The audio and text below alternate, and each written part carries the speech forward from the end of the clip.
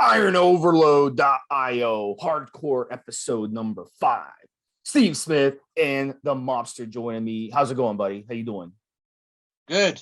Boiling hot, sunshine weather, and we're going to talk about the daddy, really the daddy of all steroids today, testosterone, people. Yes, and a poll was done recently where they polled people and they wanted to see what was the top 10 most used steroids.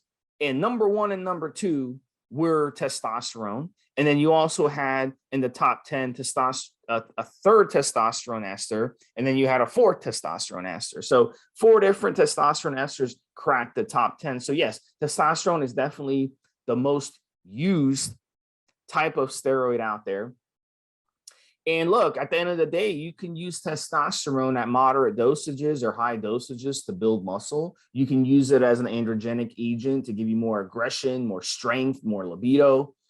And you can use it to bulk up pretty dang quick. I mean, I've done it myself on just 500 milligrams a week of long ester testosterone. So really, it's pretty versatile. And a lot of guys like to use it in their cycle. So we're going to get into all that in this one. So you know, one of the misconceptions behind testosterone is that, yeah, I can just use it as a first cycle and I don't have to worry about anything.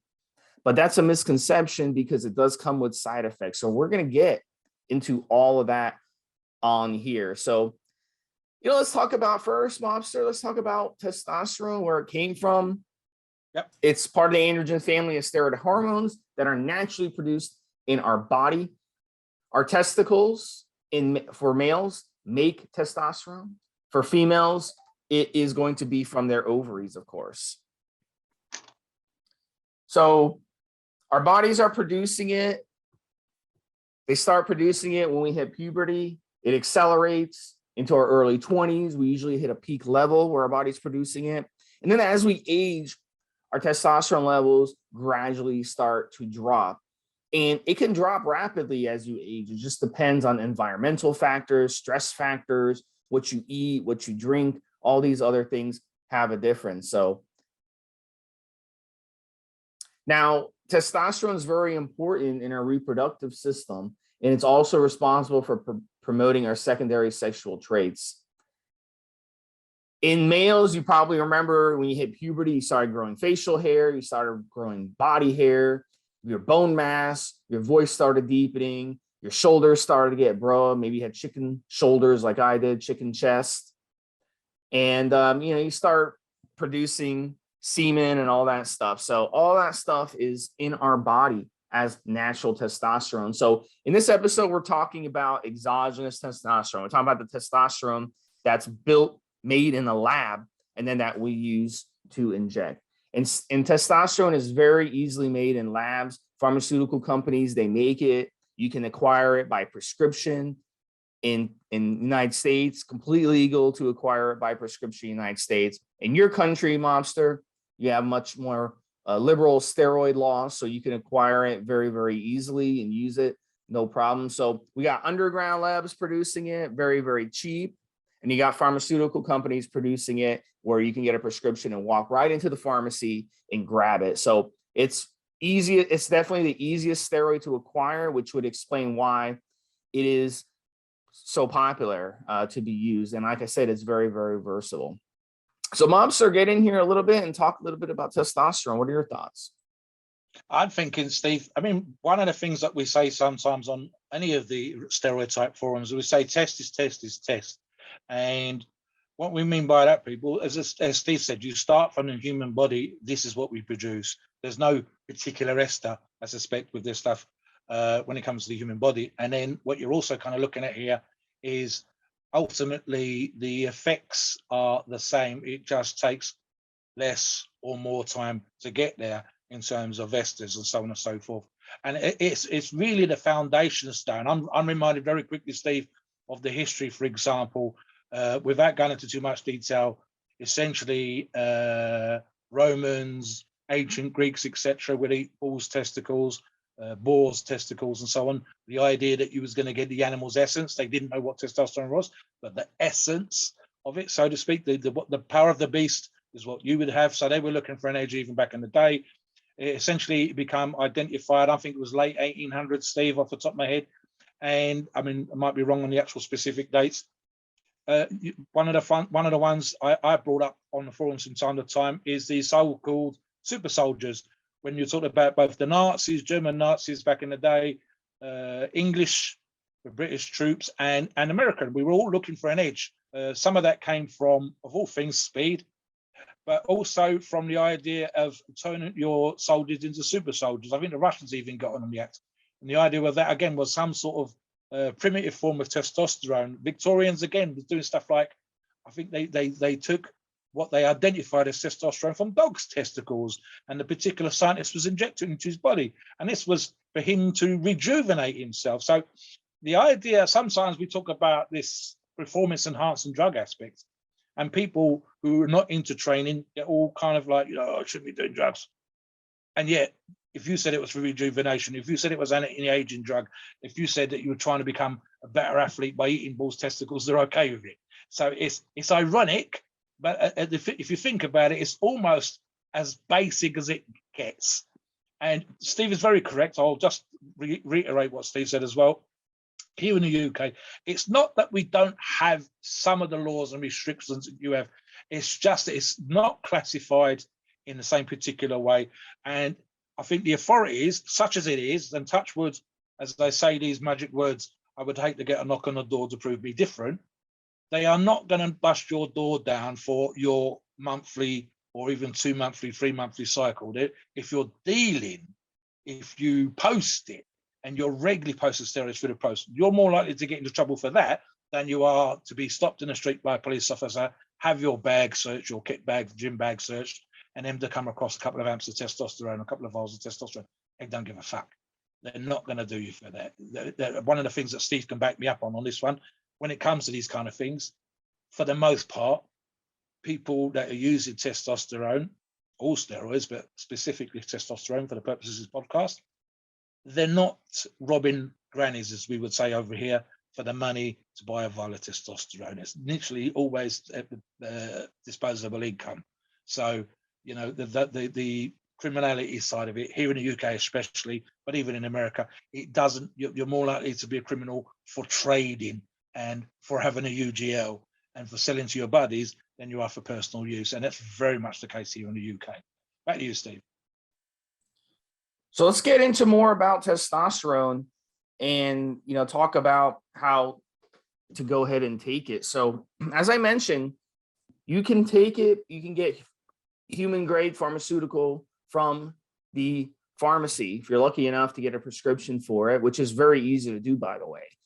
Any anti-aging clinic. My big gripe with anti-aging clinics is they overcharge and they get you on a monthly plan. That's kind of their, that's their shtick. Anything these days where they can get you on a monthly plan where you're paying money every month. To me, money forever.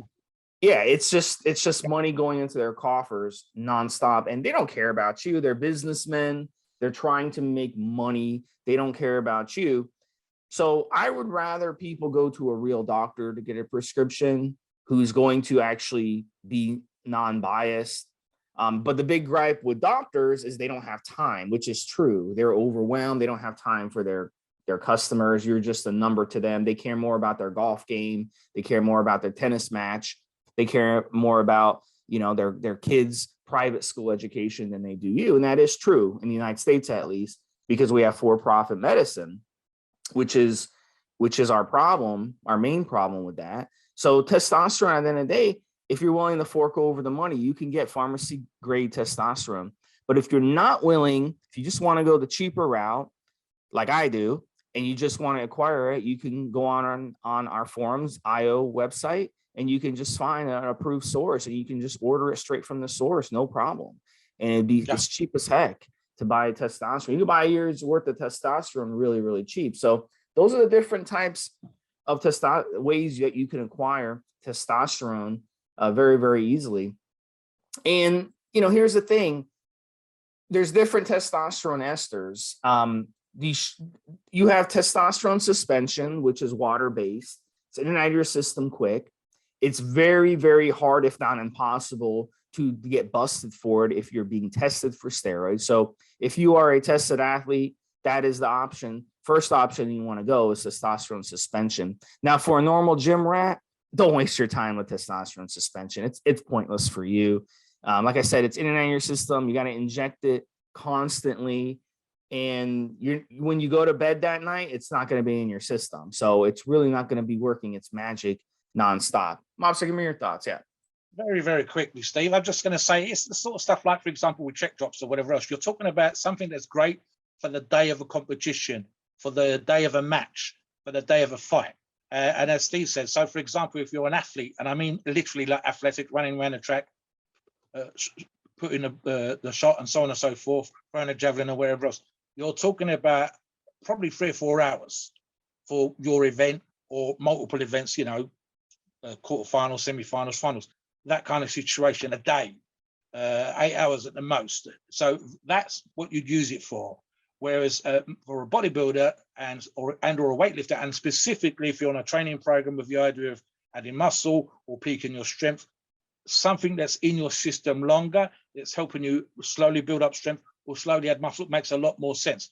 Also, as I'm sure Steve will back me up on again, and I've mentioned this in previous podcasts like these ones, it comes down to pinning. I wouldn't want, for example, to use something like methyl test, whereas as Steve said, it's in and out of your system so quickly in a matter of hours that you'd have to do multiple pins per day of that one single drug, never mind anything else if you were doing a stack, for example, and that's just for one drug. So it makes a lot more sense to have something that's slower acting, that the half-life is shorter for us, or longer, should I say. And again, you're wanting the testosterone to be in your system kind of 24/7 as a way for your body to be affected by it and to use that testosterone with the training, with your praying, with your nutrition to help you add muscle, to help you build slowly but surely, adding strength to you and top numbers to your weights, etc., etc. Some of the shorter, if not methyl tests, but some of the shorter ones, again, I would probably look towards the athletic side.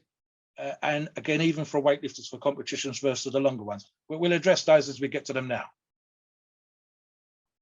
So next one is testosterone propionate in terms of shorter acting. And testosterone propionate, I don't know, 3-4 day half-life. So you want to be injecting it. Like most guys want to inject it every day, every other day. You can get away for 3 times a week.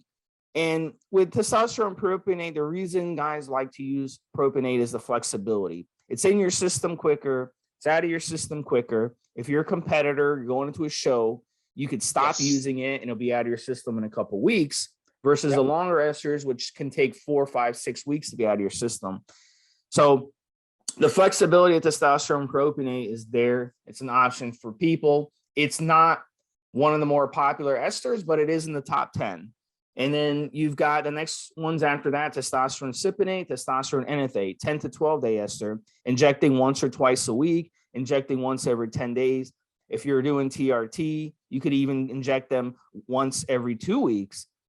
Just double up the dose that you would, your weekly dose. So if you're on 125 milligrams a week, you could do 250 milligrams every 2 weeks.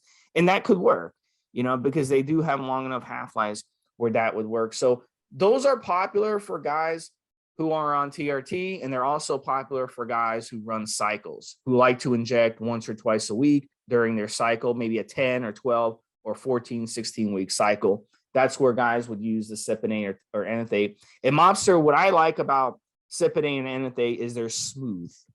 See, the testosterone suspension is like injecting motor oil. That stuff is thick and nasty. And then the propionate, for me, it hurts. It gives me post-injection pain. The cypionate and enanthate, they are smooth. You don't got to worry about pain afterwards. I'll jump in here again, Steve. Something I said, I didn't say this on the forums a couple of times. You tend to, when guys sometimes say, what testosterone should I have? You say, well, what's your target? What's your aim? What you're trying to do? And I give an example. If Steve's already heard of cypionate, it's probably the most popular drug to be prescribed to you, never mind self-prescribed, self-administered in terms of doing TRT for yourself, and I mean TRT for yourself rather than blasted and cruising, as per also a anti-aging clinic, or if you're very lucky, you've got an understanding local doctor. Cypionate seems to be the drug that everybody gets, and it comes down because you've only got to go back to the clinic every couple of weeks. They can modify the numbers and so on and so forth. But as I said before, the idea sometimes with the shorter esters is in terms of when we've talked about trend, which we've done a podcast and check that one out.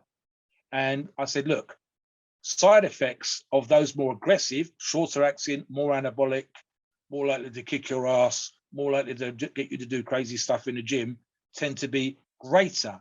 And that seems to be sometimes, in my mind, Steve, connected to the shorter acting. So as again, if you're an athlete and you're taking something like methyl test, very short acting, like we've described already, you're looking for an edge on the day. And that edge can be things like a great level of aggression, but equally the effects on your body, and this includes literally the injection itself.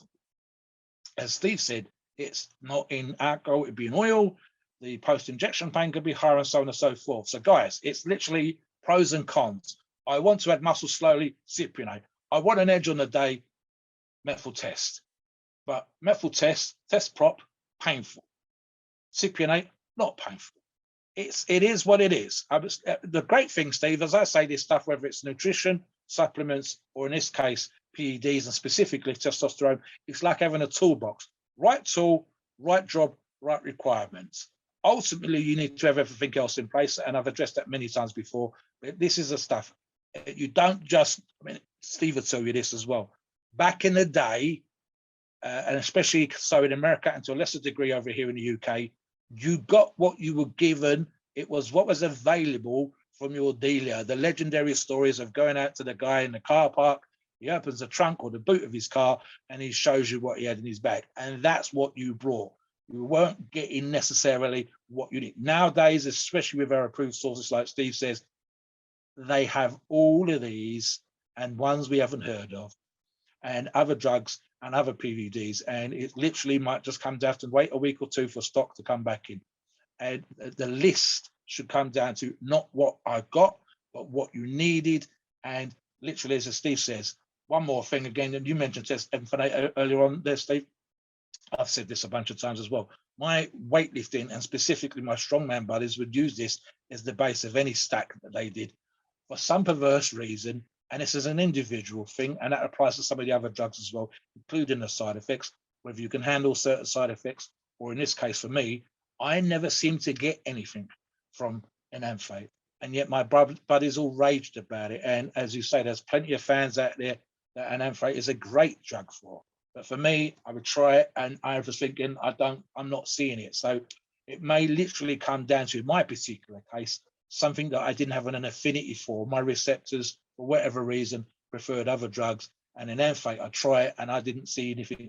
Didn't feel like I was gaining off it. I didn't feel like I had any difference in overall beyond what I was already doing in training. And yet, as I said, a previous podcast for Evolutionary, for example, Decarsas loved them, Dynabo loved it, Anavar loved it. So again, something like this, guys, not that I want you to have to go out and experiment. So you come on the forums, you ask these questions, you see what the general consensus is. We have articles, we link to them in these podcasts to see what most people do. But in my particular case, an Amphate, which should have been a good drug for me, wasn't. I have no idea why. I'm guessing. Back to you, Steve.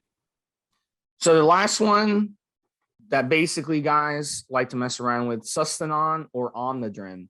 Now, Sustanon was designed for TRT, and Sustanon has 4 esters of testosterone: 30 milligrams testosterone propionate, 60 milligrams testosterone phenylpropionate, 60 milligrams testosterone isocaprate, and 100 milligrams testosterone decanate. Very, very long ester on that decanate. We're talking 15, 16 days. So Sustanon, designed for TRT, should be injected at a high dosage infrequently. In other words, you're going to inject the 500, it comes in, it's going to come in the vial, right? And your vial is going to be 250 milligrams total. That's why it's called Sustanon 250. So you're going to inject that 250 once every 2 to 3 weeks. And that's the way it's designed. Now, some guys will use it on cycle. They'll inject it once or twice a week. And then some guys like to inject it every other day for some weird reason, because they think that because it has a little bit of propionate, it's supposed to be injected every other day. So Right. I argue this all the time with people. They just don't get the concept. So sustanon was designed for each ester to kind of pick up after one another. So if you want to balance your hormones when you're on it, you inject a large amount infrequently. You don't inject a little bit amount like every other day. So this is the misconception people have with sustanon and Omidron. Now in your country, Mobster, sustanon has historically been the popular TRT option. Omidron has been East European. Now Omidron and sustanon used to be a little different, but now they're the same exact 4 esters with the same exact milligrams. So it's the same thing. It's just called 2 different things. So those are the main ones, guys. But at the end of the day, the 2 most popular are testosterone cypionate and testosterone enanthate. Now let's get into dosing. You ready to hit dosing? Okay, yeah, so I'll just jump in very quickly, Steve. Sure. In fact, I'll touch specifically the sustanon because I've mentioned it already. I think off the top of my head, and it's been a long time, I'm thinking I would, along with Deca, a single amp, rather than the vial, as Steve said, was 250 milligrams. Off the top of my head, it's a very long time ago, every 4 days or every 5 days. So, 3 times a fortnight and so on and so forth. So that sounds about right from the top of my head. And again, I remember that the 2 things together, Sus and Deca together for me was, I think I went from 280 to 300 pounds for the competition. And that was the 2 things together averaged out at 675 milligrams total. So yeah, I mean, for me, that was one of my favorites. And if you look, it's actually got, all those 4 drugs that Steve mentioned are ones they get on with versus the enanthate that I've already mentioned. So yeah, let's get into the dosing of other bits and pieces, Steve. So if you're going to do TRT, long-term TRT, the basic dosage I've seen from 80 milligrams being the minimum up to 125, 150 area. I think 100, 125 is the safest route, long-term TRT. Yep. If you overdose it, you're going to run into problems. There's the next step, which is sports TRT, which was invented by anti-aging clinics, makes them more money, keeps their clients more happy, brings them more clients who are like, wow, they're giving all this testosterone. I've seen sports TRT 200, 250, 300 or more of testosterone we, which is way too much. You're going to run into side effects by doing that. You're going to run into long-term health consequences. I'm going to jump in here, Steve, because you and I we know about these things and we know the history of the sport and we've been around long enough. For me, sports TRT is a made-up bullshit turn of phrase. It's sometimes used by guys. I know that a few of you will be doing this. So if it sounds insulting, it's meant to be a little bit insulting. You're blasting and cruising. And sports TRT is probably up there with the blasting and cruising mentality. It's one of those things where you go, right, if this amount given to me by an anti-aging clinic is fantastic and makes me feel good for my health, rejuvenates me and makes me feel like a younger man. And that amount is, as Steve said, very rarely much more than 200 and typically averages most clinic around the 125. Then where the fuck are you getting your 400 milligrams from? It's horseshit. You're on cycle. And especially if you use this term sports TRT and you're under the age of 35. And and again, this is this brutal, we don't bullshit you stuff. If you're 18, 19, 20, it's definitely under the age of 25, which is normally the line that I have in the sand. You need to have trained for a few years and you're telling me you're on sports TRT. It's one of those, I should bitch slap you because you're full of shit. Right, so don't fuck about, guys. If it's health, Steve said the lower the stuff up to around, and this is an average of 125, is about on point. What should happen properly is that you go and see a doctor or the clinic, anti-aging clinic, and they test your bloods and they're trying to balance you out. That's how it's supposed to be done. Anything more than that, especially as we see with the guys that are saving themselves some money by using an approved source, what tends to happen, Steve, I think you'll agree, is that they start to ever so slightly increase the dosages. So we see 250, 300, and that's because they feel really, really good on it. But again, proper TRT is done for your health. It's not done to make you feel good. It's not done to make you a beast in the gym. But then I understand, guys, listen, I get the mentality. You're taking it not for your health anymore. You're taking it because you train. You're not going to the clinic because you feel beaten up and less pep than you used to have, and so on and so forth. You're going there because you train. You're going there because you lift weights. You're going there because you work out. You're going there because you want to swim or run or play racquetball or do all these other things like you did when you were 25. And so the numbers start to creep up. But as Steve said, at this point, you're not getting your bloods done as much as you should do. You're not having your health looked at, and it's gone beyond that. And sports TRT is another level again.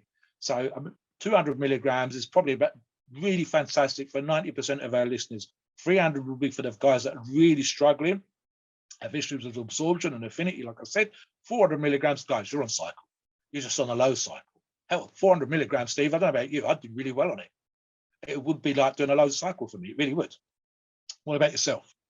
Yeah, so my first time I used testosterone, I did 500 milligrams. I had tremendous results, strength gains and everything. So that's the average dose, 500 milligrams. Guys like to use that in cycles, and they might stack in some other things, or you can just use it by itself. And you could do, if you're doing the propionate, you could do 8 weeks. If you're doing the cypionate, enanthate, or succinate, you go longer, 10, 12, 14 weeks. I want to go longer than 14, 16 weeks on a cycle because you're going to get shut down. So, I've seen guys do over 1,000. Some of the top end guys, they'll go over 1,000, but it's rare. We saw the poll, less than 4% of people out there who use steroids run more than a gram of gear a week. So, so 500 is the average. Some guys go to 750. So side effects, very, very important with testosterone. It comes with side effects. First of all, Mobster, it's going to shut us down. Anytime you add exogenous hormones, it's going to shut you down. The misconception. Anytime, guys. There's this idea, very, very quickly, literally like one sentence. Guys, sometimes we'll say, if I only take this amount, will I get shut down? Yes. There's not a degree here. You don't go, I'll get shut down a little bit. All that happens is the difference between how long it takes you to recover. Again, you'd have to be an absolute freak. 99 times out of 100 guys, I don't care if you're taking 100 milligrams or 1,000 milligrams a week, you will get shut down. It's just how quickly and for how long. And then we get into the whole PCT, et cetera, et cetera. But as Steve said, I'll jump back in here again for this, Steve. We know how it works. It's the information for testosterone is probably just about as much as there is for any of the performance enhancement drugs we could possibly recommend. And so knowing the side effects means we can manage the side effects. Back to you, Steve. Yeah, and at the end of the day, the second one you want to watch out for. So if you're running testosterone, obviously you want to make sure you're running your ancillaries and you're running your post-cycle therapy. This way you come off. If you're on long-term TRT, you don't care about being shut down. You're going to be shut down for life. The other main side effect with testosterone, what gets a lot of people, is the water retention, the estrogen increase in the body. Now, high estrogen can have short and long-term consequences. One of the short-term consequences of high estrogen, which can come on really quick, Mobster, is the gynecomastia, the bitch tits. So that gets a lot of guys. So you want to make sure you're balancing your estrogen. You're running an aromatase inhibitor, anti-estrogen drug such as aromasin or Arimidex. And then long-term high estrogen, which is what I was talking about, why sports TRT is stupid in my mind, is the risk of cancer. Blowing up estrogen in your body will increase your chance of cancer. Blowing up estrogen in your body will increase your chances of heart disease. It's going to cause an inflamed heart. It's going to cause high blood pressure. It's going to cause all that. It's going to run into, you're going to have a high heart rate. You're going to have trouble sleeping at night from the insomnia.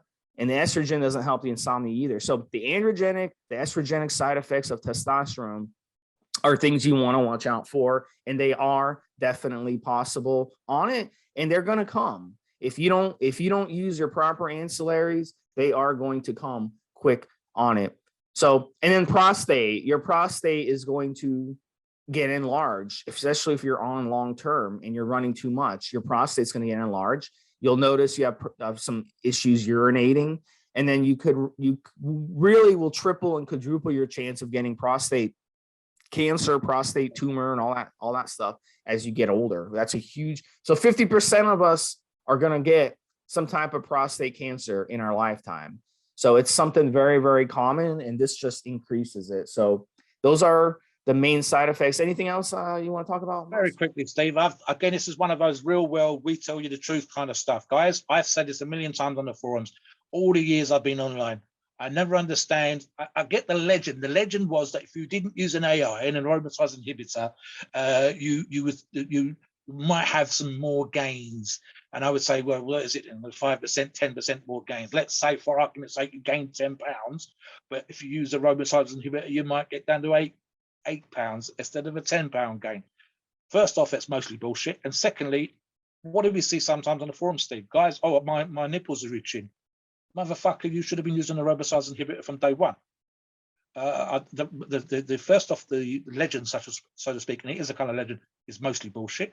And why wait until you've got side effects to deal with? It's kind of too late. You know, your nipples are all itching, you potentially already getting some form of gonorrhea already. You know, you'd have to be super sensitive to sort of suddenly rush in with a drug to prevent you having a problem. And guys, if that's another reason why we recommend you being lean. Don't be fat. Don't have blood pressure issues, don't have water retention issues, and then use a performance enhancing drug that might increase your blood pressure, will up your estrogen issues because you're fat, fat, and so on and so forth. And a couple of things that Steve hasn't mentioned: oily skin, acne. You are kind of, especially in you younger guys, and again, I mean 25, 35 years of age, you're giving yourself the side effects you got when testosterone suddenly bloomed in your body as a teenager. In other words, it's like going through puberty. So you have to have this stuff. One of the ones, and I'm a big one on this one, and I shaved my head perhaps for those very reasons. It's also why you see pro bodybuilders with their head shaved an enormous amount of time, Steve. Male pattern baldness. Guys, come on the forum. I've got male pattern baldness in my family, and I think they're running a cycle. Motherfucker, shave your head. Because if you're taking most performance enhancing drugs, and specifically testosterone, and you've got male pattern issues, you're going to go bald, or you're going to speed up the balding process. That hair's coming out whether you like it or not. And the drugs that we can take to help with that are probably worse than taking a steroid in the first place. Back to you, Steve, to finish. So at the end of the day, the benefits of testosterone, gosh, I have a client that they ran out of testosterone, and their testosterone wasn't coming for a couple months. So they had no testosterone in their system. After a couple weeks, it was out of their system. They said they couldn't even get it up when they were having sex. Even though they were on taking like a bunch of Viagra, they still couldn't get it up. So that's what happens when you crash your testosterone. So testosterone is very, very important for our libido, what happens in the bedroom. He was losing a lot of strength in the gym, very, very important for strength, important for building muscle. And, you know, at the end of the day, it all boils down to being confident, you know. So testosterone is an absolute must if you're someone who likes to feel good, be good in the bedroom, be good in the gym. So it has a lot of benefits. So, you know, give it a shot and do it the smart way, and you'll have all the benefits that you could possibly imagine. And it works great with any other steroid out there. So it's a fantastic one to use by itself or stacked. So Mobster, take us into the disclaimer. I'll jump in very quickly, Steve. I've heard of salesmen and even politicians using a low dose of testosterone to build their confidence, so that their approach to sales, their approach to politics, their approach to speech making comes from that sort of vigor that they had as a younger man. And when you're on the stump, when you're thumping that lectern and you're speaking to thousands of people, or you're trying to increase sales, or you're talking to the rest of the sales team and you're trying to get them out there to go out and kick ass and sell more cars, sell more computers, sell more whatever. Testosterone is kind of what makes you do that. And therefore the little jab, the little bit of TRT, boom, you suddenly feel like the ass kicker that you used to be when you're 25, 35 years of age. So it is great for that. As always, please note, we are not doctors, and the opinions on this podcast are ours and ours alone. It's our view and based on our experience and views on the topic. A podcast are for informational purposes and entertainment only. The freedom of speech and First Amendment applies.